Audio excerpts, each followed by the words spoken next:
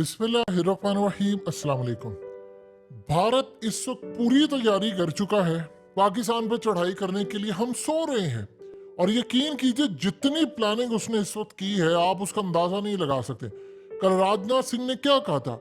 उसने कहा कि मैंने कश्मीर, पहले उसने मैंने का वर्ड यूज किया, बाद में उसको याद आया कि अगर मैंने का कहा तो मैं अकेला, फिर उसने कहा हमने पाकिस्तान को कश्मीर भुला दिया है। उसने कहा कि बस अब तैयारी है, हम इनका कश्मीर लेने वाले हैं, ये इनका नहीं है, ये हमारा है।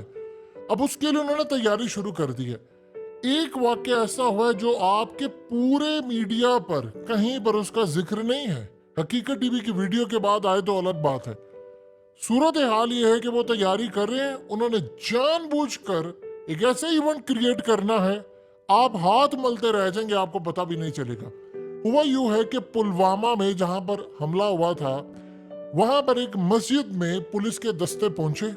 वहां पर उन्होंने घरों से लोगों को उठाया और उस वक्त नमाज का टाइम था, फज्र के करीब। उस वक्त सूरत हाल ये पैदा होती है, लोगों को ये जाकर पकड़ते हैं या दूसरी जगह पर, फिर जोहर में, मगरिब, इशा, नमाज के करीब, ताकि लोग डिस्टर्ब होते हैं। नमाज का टाइम था और वो वहां पर जाकर उन्होंने मौजम को पकड़ा, बंदूकें तानी उसकी कनपटी के ऊपर। फौजी खड़े हैं, जूतों समेत वो मस्जिद में दाखिल हुए हैं और अजान का वक्त है और उसे कह रहे हैं जय श्री राम के नारे लगा। देखिए, जो काम इसराइल नहीं कर सका मस्जिद अक्सा में, वो यहां पर हो रहा है। इसराइली जूतों समेत घुस जाते हैं, लड़ाई करते हैं, लेकिन उन्होंने कभी जिंदगी में ये नहीं किया मस्जिद अक्सा में जाकर कि वो वहां पर जाकर कहेंगे यहूदियत के नारे मारो।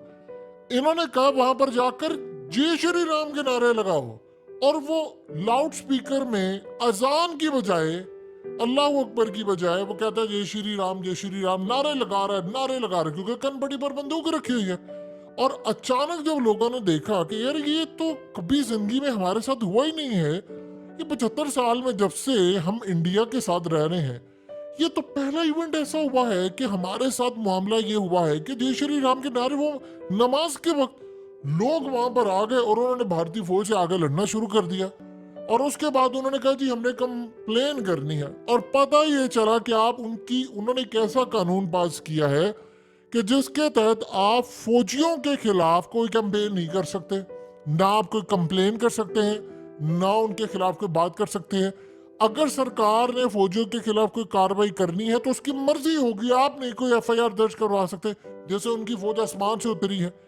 अब सूरत हाल ये है कि वहां पर जो बंदा, उनको पता है, अब वो पाकिस्तान की तो बात करते ही नहीं है, क्योंकि इंडिया ने बड़ी प्लानिंग के साथ कश्मीर हमें भुला दिया। तो मोदी कहता है मैंने इनको कटोरा लेकर दुनिया में भीख मांग रहे हैं, मैंने इनको मजबूर कर दिया है और अब ये कश्मीर की तरफ आने नहीं वाले।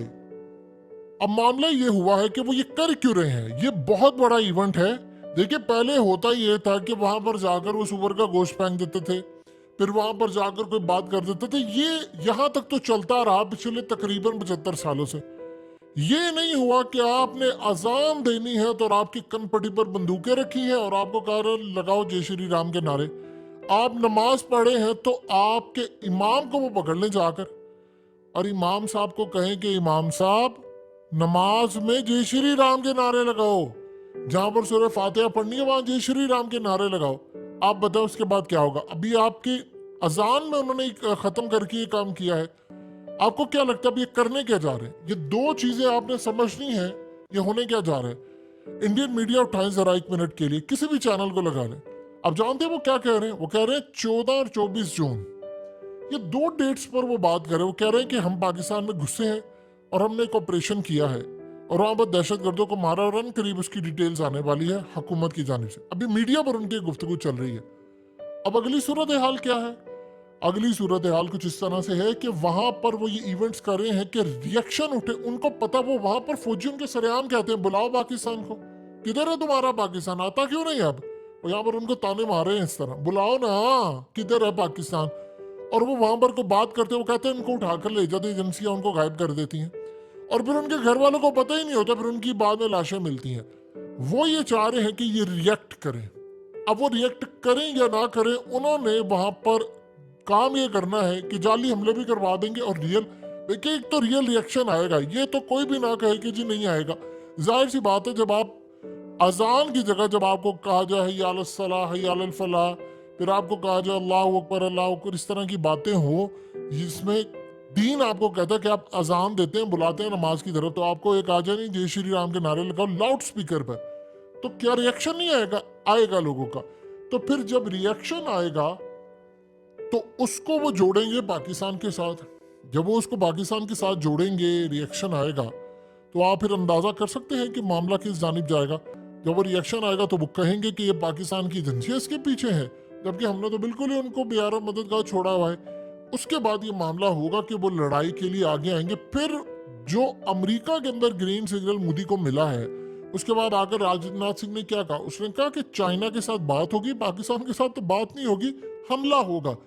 वो तैयारी करके बैठे हैं। देखे, मोदी ने जब वहां पर गया तो उन्होंने वहां पर जाकर उसने क्लियरली कहा है कि तुम मुझे कश्मीर ले दो, यानी कश्मीर लेना तो मैंने, मेरी बैक पर खड़े हो।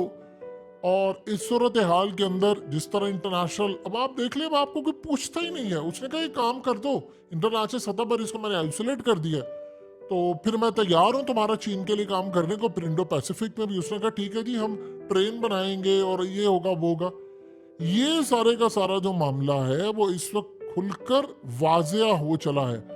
अब आप जानते हैं कि वो क्या करने जा रहे हैं। उसके बाद उन्होंने सिर्फ अगले साल इलेक्शन से पहले आपकी तरफ आना है और उसके बाद उन्होंने हमला कर देना है। और उन्होंने जानते क्या कैलकुलेशन किया? वो कहते हैं कि कैलकुलेशन ये की है कि उससे पहले पाकिस्तान के बजट और ये तमाम चीज़ों में ऐसी IMF से शराइत लगाएंगे, उन्हें कहेंगे कि अपना फौजी बजट कट करें, ये करें वो करें, फिर हम इन पर हमला करेंगे। और वो तैयारी करके बैठे हैं। आपको अंदाजा ही नहीं है वो आपके खिलाफ क्या प्लान बनाकर बैठे हैं। अमेरिका ने कहा है कि मुझे चाइना को काउंटर करने के लिए गिलगित बल्तिस्तान चाहिए, हर सूरत चाहिए, क्योंकि वहां से काशगर से वो काटेंगे और आगे फिर ये नहीं जा पाएंगे। तो आप बता दें कि सूरत हाल में हमारी तैयारी क्या है। आप जानते हैं कि उन्होंने अभी तक यहां तक कैलकुलेशन करके रखी है कि हमने इस पूरे खेल के अंदर रोहिंग्या मॉडल लेकर आना है। जो म्यांमार में मुसलमानों के साथ हुआ है, एग्जैक्टली वही पैटर्न कश्मीर के अंदर होगा। वहां पर एक बुजुर्ग शख्स से पूछा गया क्या हाल है, वो कहता जी मैं बात नहीं कर सकता। उससे पूछा क्यों? उसने कहा क्या करूं, अभी बात करूंगा शाम को एजेंसियां उठाकर ले जाएंगी, गायब कर देंगी, पता ही नहीं चलेगा कहां पर है। कहता फिर उसके बाद मेरी लाश मिलेगी, मेरे बेटे जाते रहेंगे, कभी ये डालते हैं, कभी उधर कभी उधर, तो इससे बेहतर हम बात ना करें।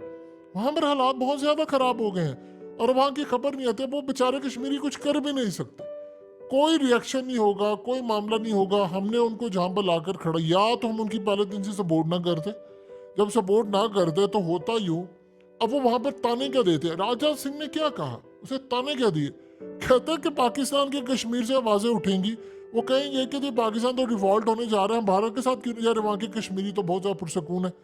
आज नहीं तो कल वहां पर इलेक्शन हो जाने हैं, वहां पर सरकार उनकी आ जाएगी बीजेपी की, और आप देखिएगा उसके बाद क्या होगा। वो तैयारी करके बैठे हैं बहुत बड़े हमले की, और इस मकसद के लिए जितनी आइडियल सिचुएशन इस वक्त उनके पास है पाकिस्तान के हवाले से, वो कभी भी नहीं थी 75 सालों में।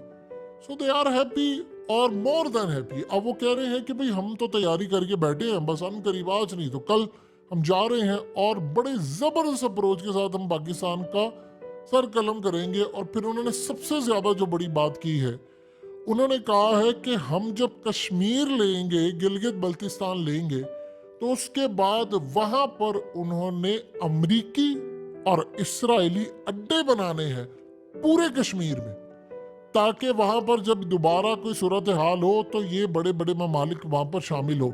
यूरोप ऑलरेडी भारत के साथ है। फिर उसके बदले में अमेरिका को वो क्या कहते हैं? वो कहते हैं फिर उसके बदले के अंदर हम आपको रशिया के खिलाफ अपना जो स्टैंड है वो भी दिखाएंगे, हम चाइना के खिलाफ भी दिखाएंगे, बावजूद इसके कि रशिया की उनके साथ दोस्ती है, लेकिन हम यूक्रेन की जानिब हमारा टिल्ट ज्यादा हो जाएगा, झुकाव ज्यादा हो जाएगा। ये वहां पर वो गारंटी देकर आया। आप क्या कर रहे हैं, आपकी क्या सूरत हाल है, आप किस तरह मामला को हैंडल करेंगे?